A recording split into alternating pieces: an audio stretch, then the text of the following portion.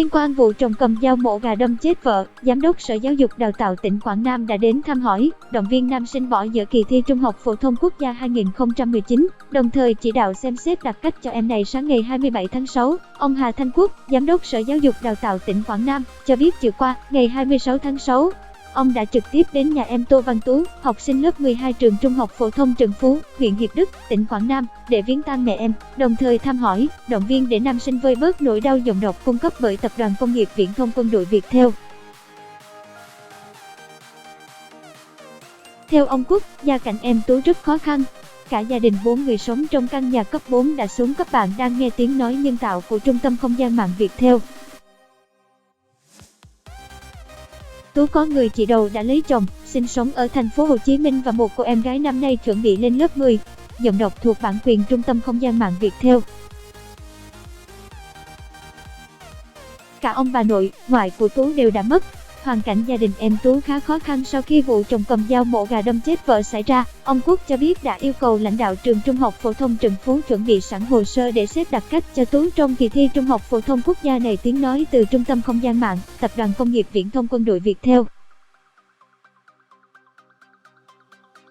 Hiện nay, Tú có học lực trung bình, hạnh kiểm khá. Theo quy chế, nếu điểm thi môn ngữ văn của em trên 5 sẽ được xét đặc cách. Dịch vụ tổng hợp tiếng nói được cung cấp bởi Trung tâm Không gian mạng Việt Theo. Vấn đề đặt ra trước mắt là làm sao để động viên tinh thần em Tú. Tôi đã giao cho 2 hiệu phó thường xuyên đến nhà thăm hỏi, động viên, giúp được gì thì giúp, cái gì khó quá thì báo lên sở. Cảm ơn bạn đã tin tưởng sử dụng dịch vụ của Trung tâm Không gian mạng Việt Theo.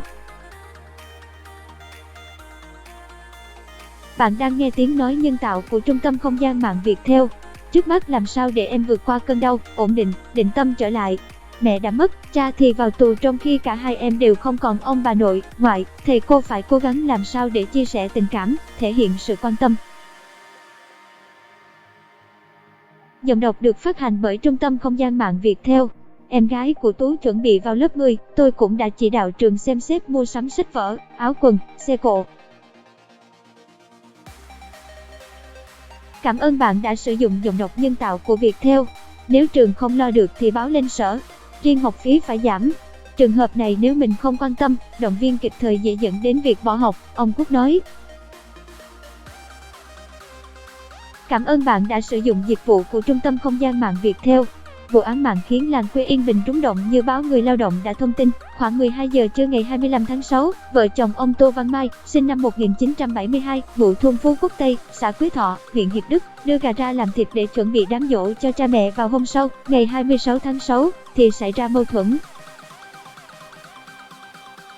Do có hơi men trong người, ông Mai không làm chủ được bản thân đã dùng dao mổ gà đâm vợ là bà Võ Thị Bảy, sinh năm 1974, một nhát. Giọng đọc được phát hành bởi Trung tâm Không gian mạng Việt Theo. Dù được đưa đi cấp cứu ngay sau đó nhưng bà Bảy đã tử vong. Đáng buồn hơn, hôm xảy ra án mạng cũng là ngày con trai ông Mai là em Tô Văn Tú bước vào ngày thi đầu tiên của kỳ thi Trung học phổ thông quốc gia 2019. Bản quyền của Trung tâm Không gian mạng Việt Theo. Bạn đang nghe tiếng nói nhân tạo của Trung tâm Không gian mạng Việt Theo.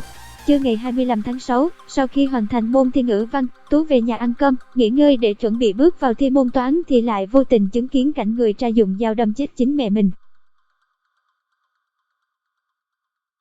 Đau đớn trước cảnh mẹ mất, cha bị tạm giữ, nam sinh vừa bước sang tuổi 18 này dường như gục ngã. Bạn đang nghe tiếng nói nhân tạo, phát thanh từ Trung tâm Không gian mạng Việt Theo.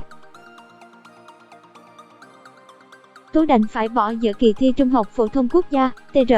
Thường cảm ơn bạn đã tin tưởng sử dụng dịch vụ của Trung tâm Không gian mạng Việt Theo.